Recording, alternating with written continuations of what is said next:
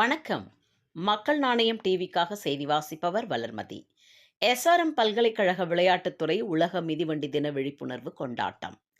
SRM அறிவியல் மற்றும் தொழில்நுட்ப கழகத்தின் விளையாட்டுத்துறை ஃபிட் இந்தியா இயக்கம், இந்திய பல்கலைக்கழகங்களின் சங்கம் மற்றும் சண்டேஸ் ஆன் சைக்கிள் ஆகியவற்றுடன் இணைந்து 2026 ஜூன் 7 அன்று உலக மிதிவண்டி தினத்தை பெருமையுடன் கொண்டாடியது.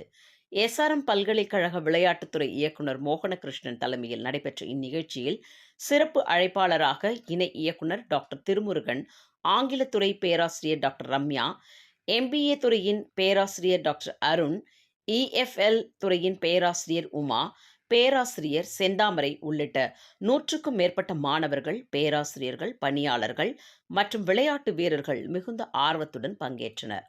இந்த மிதிவண்டி பேரணி உடல்நலம், சுற்றுச்சூழல் பாதுகாப்பு, ஒற்றுமை மற்றும் சமூக ஈடுபாடு ஆகிய முக்கிய விழுமியங்களில் முன்னிறுத்தியது. அன்றாட வாழ்க்கையில் உடற்பயிற்சியை இணைத்துக் கொள்வதன் அவசியத்தையும், மிதிவண்டி பயன்பாட்டின் மூலம் கார்பன் வெளியேற்றத்தை குறைப்பதன் முக்கியத்துவத்தையும் இது சிறப்பாக உணர்த்தியது. சுறுசுறுப்பான வாழ்க்கை முறை, நல்வாழ்வு மற்றும் சுற்றுச்சூழல் பாதுகாப்பிற்கான கூட்டு பொறுப்புடன் ஆகியவற்றுடன் முக்கியத்துவத்தை வலியுறுத்தி இளைஞர்கள் மற்றும் பொதுமக்களிடையே ஆரோக்கியம் சார்ந்த விழிப்புணர்வை ஏற்படுத்துவதே இந்த முன்னெடுப்பின் நோக்கமாகும். பாதுகாப்பு விதிகளை துல்லியமாக பின்பற்றி நடத்தப்பட்ட இந்நிகழ்ச்சியில் ஃபிட் இந்தியா உறுதிமொழியை அனைவரும் கூட்டாக ஏற்றுக்கொண்டனர். செய்தி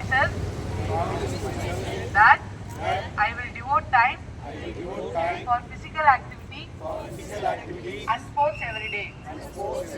And I will encourage my family members and neighbors to be physically fit and make India as a fit nation.